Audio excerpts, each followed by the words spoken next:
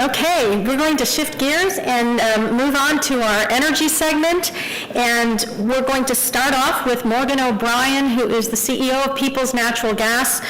Morgan has been giving our annual energy update over the past several years, and he's going to do that again for us today. He's a wonderful community leader. He has done so much in the community, and his company, Peoples Natural Gas, is also so community-oriented and does so many volunteer projects to really make our community a better community. He's going to give this update on energy, a landscape of the U.S. and abroad, and of course energy is such a central part of our economy, but also the Middle East, so it's perfect to have Morgan here and start us off. Thank you. Let's welcome Morgan.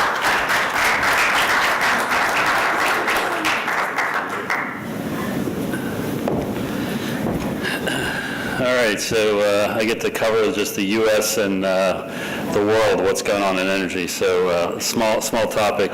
And as Simon said, I've done this a few times, so it's probably pretty intimidating to talk to people, particularly from the Middle East, about energy. But obviously, with the Marcellus and Utica Shale here in Western Pennsylvania, it's sort of redefined who we are in the energy space.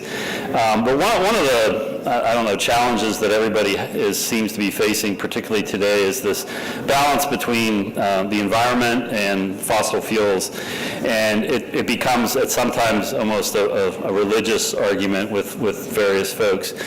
And the one thing I've seen in the time that I've been involved in energy, and it's much of what everybody's talking about here today, is how we do things today is so different from how we've done things in the past, and how we do things over the next 3 to 5 years is changing even at a faster pace than we've ever had.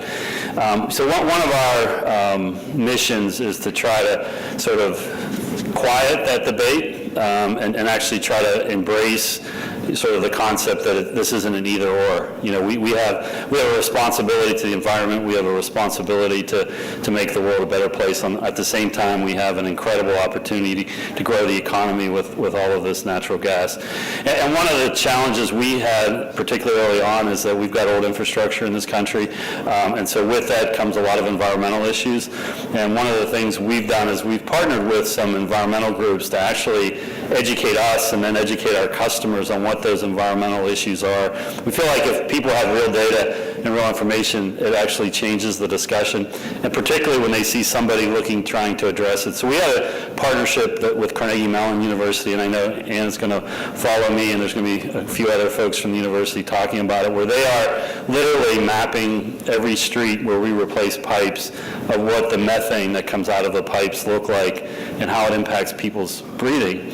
And then after we do a pipe replacement, they come back and they evaluate how much impact we've had on the environment. And our goal is to have available for all of our customers that mapping to see the impact of what's really going on in the street they live on, literally going down to the street they are to say, here's what that environmental impact is. And again, I think for us, it's not to argue and not to create, it's an either or, but to embrace it and to say, how can we all move forward? One of the other components in my prior life, I was involved on the electric side, and a big part of energy is creating electricity. And we've recently begun partnering with folks to actually create small microgrids. And it's both economic and becomes even a great environmental story to create energy close to the source. And we have some universities and hospitals in the region that we're partnering with who are now using all this cheap gas that we have to create energy at the hospital or at the university. And so it becomes more efficient. We lose about half the electricity moving it through the grid, so that's environmental. We're wasting energy, right? At the plant, we're wasting steam that typically goes out of the plant and creates environmental issues. So if you take that out of the equation and now create it at the source, and then the other thing you do is you capture that steam, right? So we use the steam in the hospital. They can use it for laundry. They can use it for cooking. They use it for lots of different things. Same with the university. Now you become a whole lot more efficient. And with all the gas that we have, we're actually able to save the money to do that and create a more reliable system. So now the grid becomes the backup to the microgrid. So we're having an incredible environmental impact and we're also creating some economics, which hospitals and universities find attractive as well.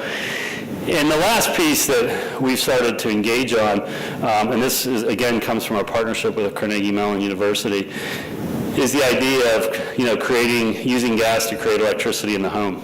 And the opportunity is an old technology, fuel cell technology. The interesting part of it is that it doesn't burn gas. It actually separates gas into its component parts and creates electricity. And now all of a sudden, somebody who's throwing rocks at gas, because we're still burning gas, right? Somewhere in that process, you're burning gas to create electricity. Even when it's close to the source and you're capturing all the waste and you're becoming as efficient as you can, is that there's still some burning going on here. And a fuel cell, that doesn't happen. And I personally have been studying this technology for quite a long time. And our goal is next year to actually start rolling this out into homes here in Western Pennsylvania to give folks the chance. And it starts changing the discussion that says it's fossil fuels or the environment. It could be both, right? And for me, and playing a part in it, it feels like that's the most important part we can play today, is to embrace the technology, embrace the innovation, that all the things you're hearing about here, to make us sort of not have people choose. Do I want expensive energy, cheap energy? Do I want clean energy? Do I want dirty energy, right? We should want both, right? And that, to me, is all the secrets of innovation and technology, and the benefits we have of having universities like Carnegie Mellon and University of Pittsburgh here that we're able to partner with. So I promise to keep this sweet and short. I know there's a lot of good discussion to go on, but I think, hopefully you can take away from this the idea that I think in the energy area we're embracing all the things you're hearing about today, innovation, technology, and really around sort of not having to cause this fight between clean energy or really fossil energy, and how do we get the best of both. So I appreciate the time, and think there's somebody going to follow me here, so I'll try to keep you on schedule. So thank you for your time here today, and look forward next year to let you know how things are moving forward. So thank you.